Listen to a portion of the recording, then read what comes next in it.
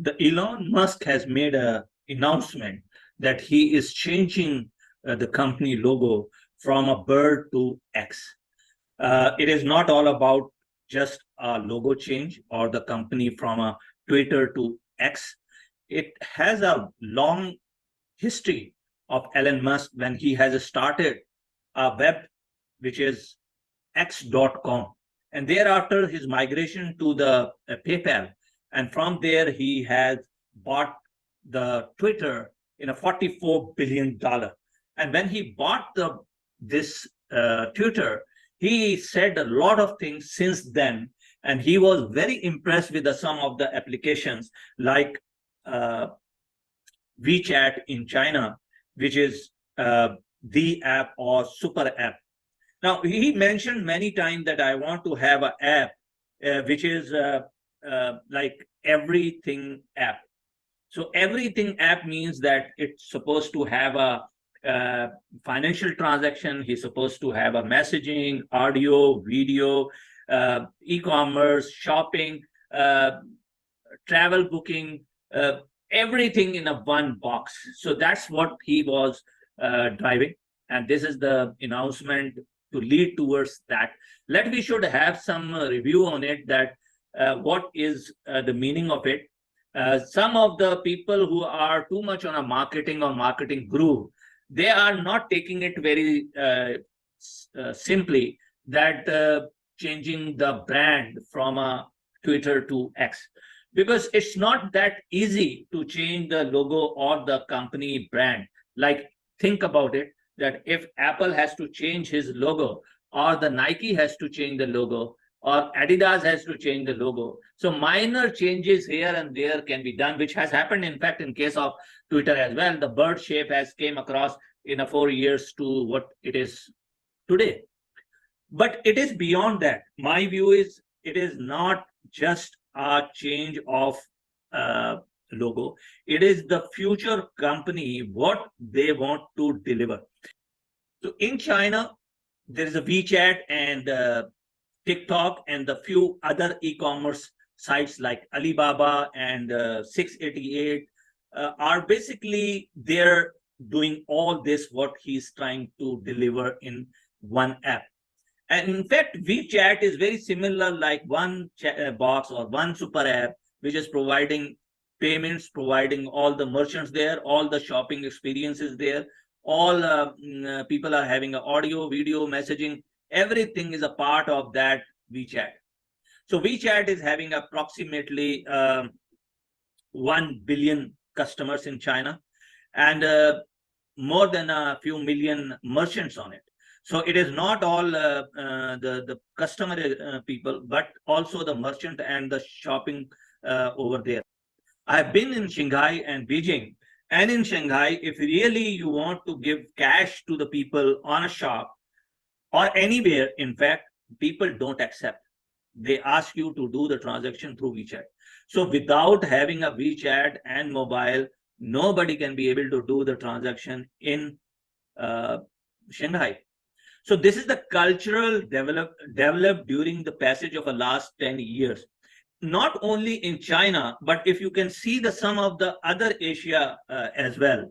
So if you can see, there are a lot of other companies like Paytm or this Tata New is in India. If you see Korea, Korea was having since so long one application which is called Kakao Talk. And this application, very interesting that this application was not developed after WeChat, it was there before WeChat came here. Same as if you see some other part like Indonesia was having a like GoTo and Gojek in Indonesia. It is there, and these apps are doing very similar like marketplace and social media sites. Same as in Malaysia and Singapore, they started with the Grab. Grab started as a Uber replacement, and thereafter, actually, there was a share shopping on a SoftBank, and Uber has been stopped here in this market, not only in Singapore and Malaysia, but some of the other part as well, like Indonesia, Vietnam, and other areas. Asia is already having this infrastructure in place, and there are a number of applications there.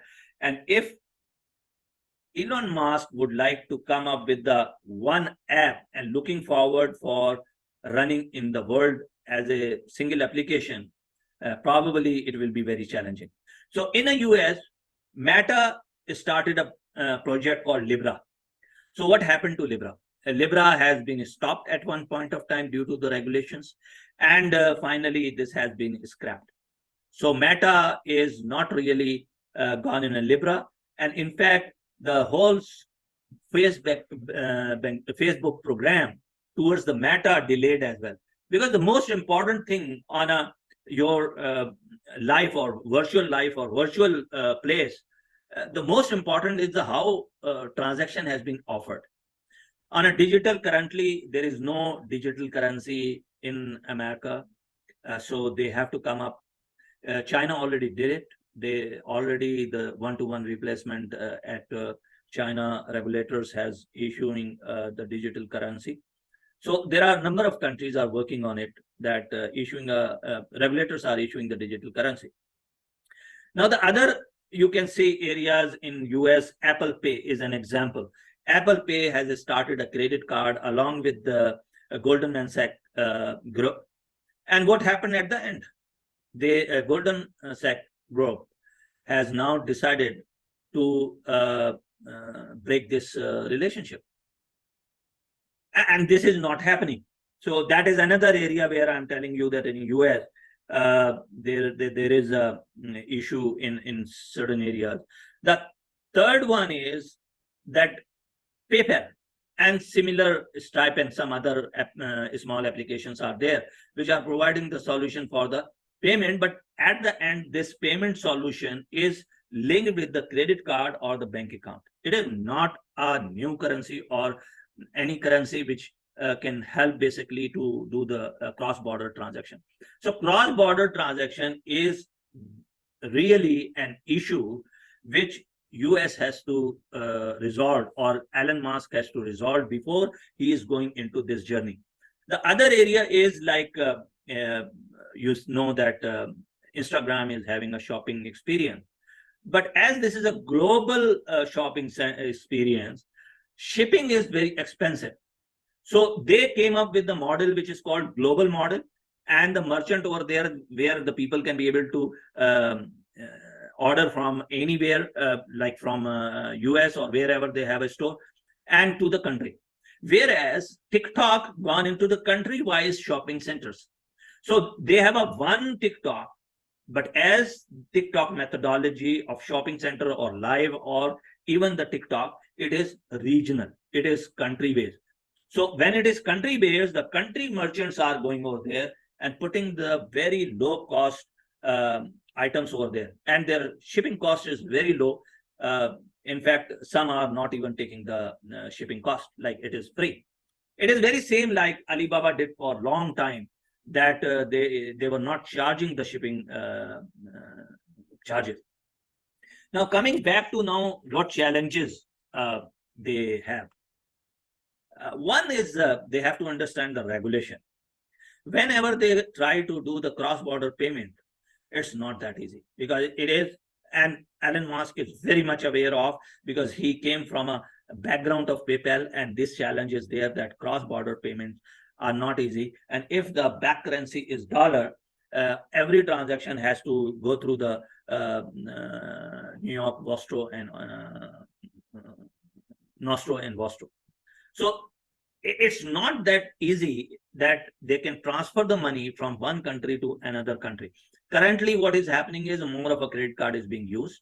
And in US, as credit card and debit card is largely used, it is working. But when you are going into the cross-border and putting up an app which is working on a globally basis, it is not the case, because a lot of Asian countries gone to like Europe, that they are saying that we don't like a kind of credit card, and if we want a credit card, it should be in-country payment credit card. So many countries had launched their own solutions as well. And also they are pushing it to the debit card. So that is one challenge. The second challenge is always is the regulatory reporting and KYC. How you can be able to do the KYC of a customer when you are going in a large scale country. PayPal is very simple because you are putting your credit card number over there and it is backed on a transaction. So it's not an issue. But when you are going on your app to basically pay, it's not easy. Like in Malaysia, I'm in Malaysia. So Malaysia, Singapore, and other countries, when TikTok you are buying, actually they ask basically cash on delivery. In many countries like India, Pakistan, Bangladesh, African countries, some of the mature countries, even Singapore as well, the cash on delivery is very much there. And so they have a network within the country, but they don't have the network globally. So when Musk is looking forward to have a global app which can do everything, there will be a lot of challenges on a financial side as well. Now, coming on e-commerce and marketplace, already in US there is an Amazon, there is a eBay, there is and now Instagram is coming up with the shopping experience. TikTok is there as well. So already there are a number of players. So by the time Elon Musk will reach to this level of maturity, it would be 1 to 3 years. Now, this is what we have to understand.